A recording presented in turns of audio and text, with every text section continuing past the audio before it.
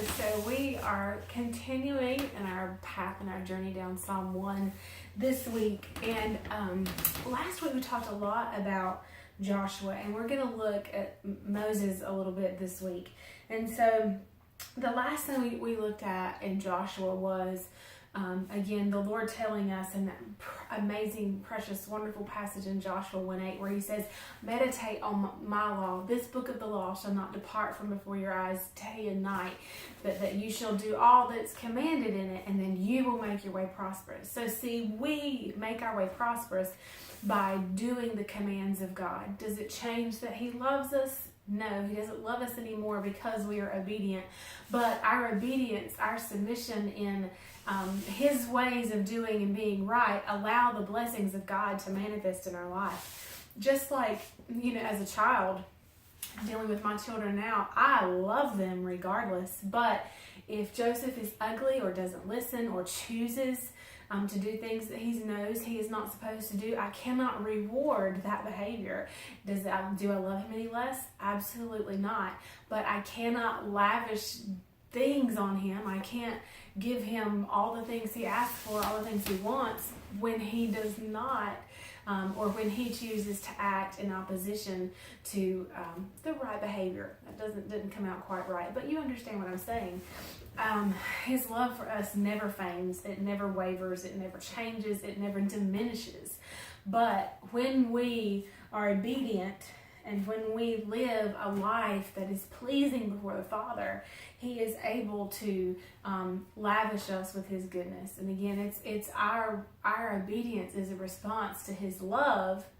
And then because of our obedience, we are able to see his blessings manifest. Again, there are consequences to our actions, both good and bad. But anyway, just side note, tying things in. I do want to look at Moses, though, in contrast to Joshua. But if we're going if you've got your Psalm 1 book, we've been in day 7, and that's where the passage concerning Moses is. So that passage is in Numbers 6, or Numbers 20, and then it also in Exodus 17. So that is where the first occurrence of Moses' instruction concerning the rock. And that's where Moses' disobedience comes in, and the pressures from the outside world. And see, I have all of that marked in my Bible. I just don't want to get lost in our time together. So in Exodus 17, if we look at verse 6, my Bible even says the water from the rock. So we'll just start at verse 1 here. It says, all the congregation of the Israelites moved on from the wilderness of Sin by stages, according to the commandment of the Lord, and encamped at Rephidim, but there was no water there for the people to drink. It says, therefore the people contended with Moses and says, give us water that we may drink. And Moses said to them, why do you find fault with me? Why do you tempt the Lord and try his patience? But the people thirsted there for water, and the people murmured against Moses and said, why did you bring us up out of Egypt to kill us and our children and livestock with thirst? So Moses cried to the Lord, what shall I do with this people? They are almost ready to stone me. And the Lord said to Moses, pass on before the people, and take with you some of the elders of Israel, and take in your hand the rod which you smote the river Nile, and go. Behold, I will stand before you there on the rock at Mount Horeb, and you shall strike the rock, and water shall come out of it, that the people may drink.